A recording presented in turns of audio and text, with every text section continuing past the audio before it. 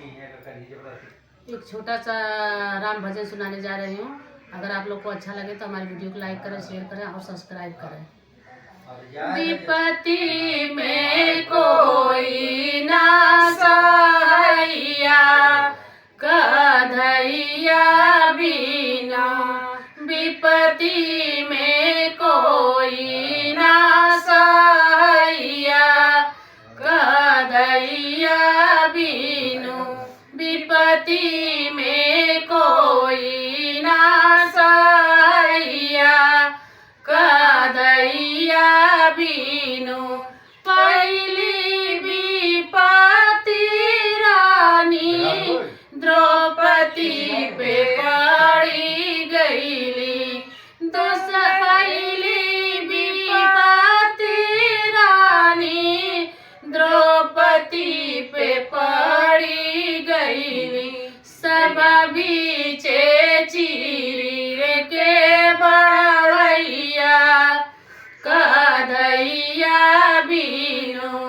सब बीचे चीर के बढ़ैया, कन्हैया बिनु।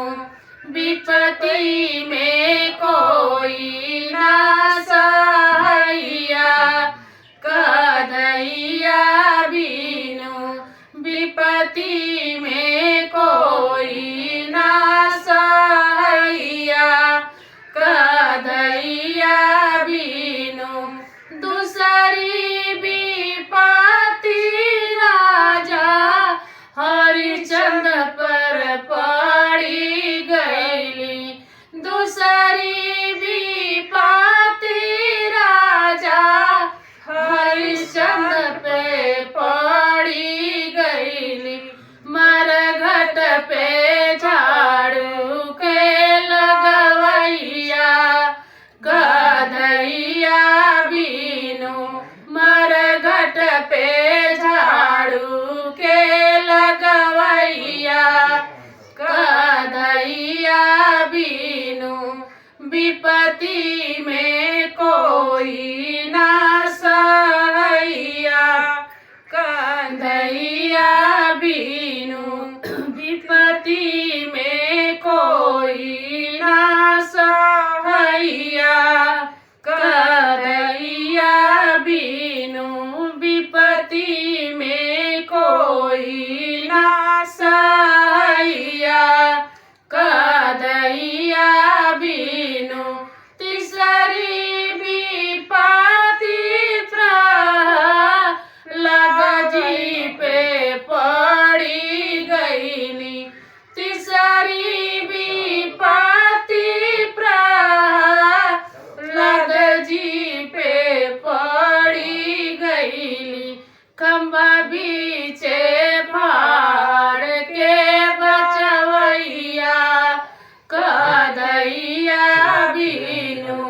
खम्बा बीचे फाड़ के बचवैया, कन्हैया बिनु।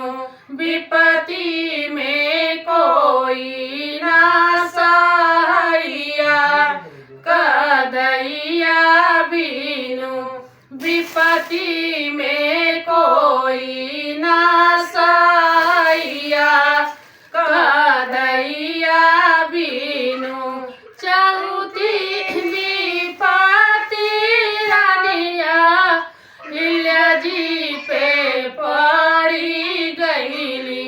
चौथी विपत्ति रानी अहिल्या जी पे पड़ी गईली। पत्थर से नारी के बनवैया, कन्हैया बिनु। पत्थर से नारी के बनवैया, कन्हैया बिनु। विपत्ति में कोई ना सहाइया, कन्हैया बिनु। विपत्ति